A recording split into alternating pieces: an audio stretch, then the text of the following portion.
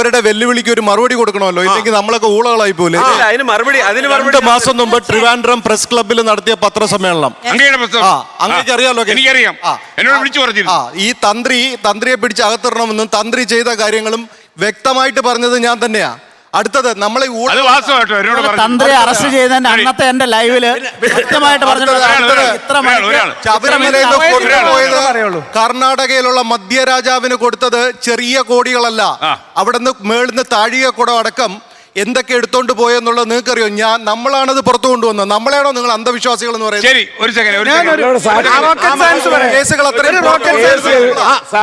ഒരു ചോദ്യം ചോദിച്ചു, മലയൊടിച്ചു പോയപ്പോ എന്തുകൊണ്ട് ഞങ്ങൾ പ്രവചിച്ചില്ല? തീർച്ചയായിട്ടും അതിന്റെ പ്രാന്തപ്രദേശത്ത് ചുമ്മാ വെറുതെ കിടന്ന്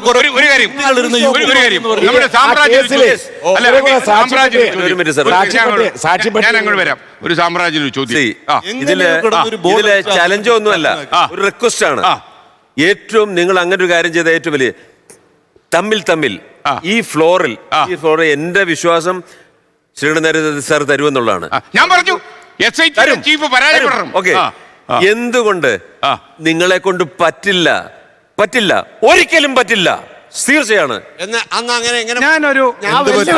വെല്ലുവിളി തീർച്ചയായിട്ടും ഏറ്റെടുക്കുന്നു.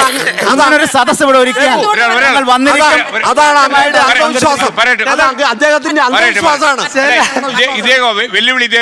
വെല്ലുവിളി ഞാൻ സ്വീകരിക്കുന്നു.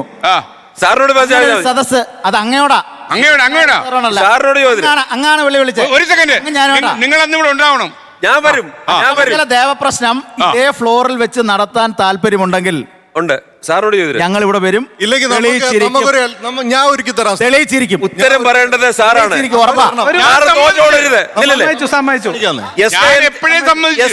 തോറ്റോടരുത്. നമുക്ക് ദിവസം തീരുമാനിക്കാം. ഞാൻ സമ്മതിച്ചു എന്ന് മാത്രമല്ല, SITയുടെ ചീഫിനെ നമ്മൾ വിളിക്കും. ഒരു സെക്കൻഡ് ഒരു സെക്കൻഡ്, എന്റെ ഒരു തിരുത്തും കൂടെ ഉണ്ട്, അല്ലെങ്കിൽ പോലീസിനെ തട്ടി അകത്താക്കും.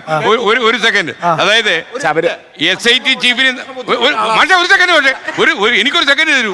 SIT ചീഫ് കേട്ടോ, SIT ചീഫിനെ നമ്മൾ ക്ഷണിക്കും. അദ്ദേഹത്തിന് താല്പര്യം ഉണ്ടെങ്കിൽ വരും.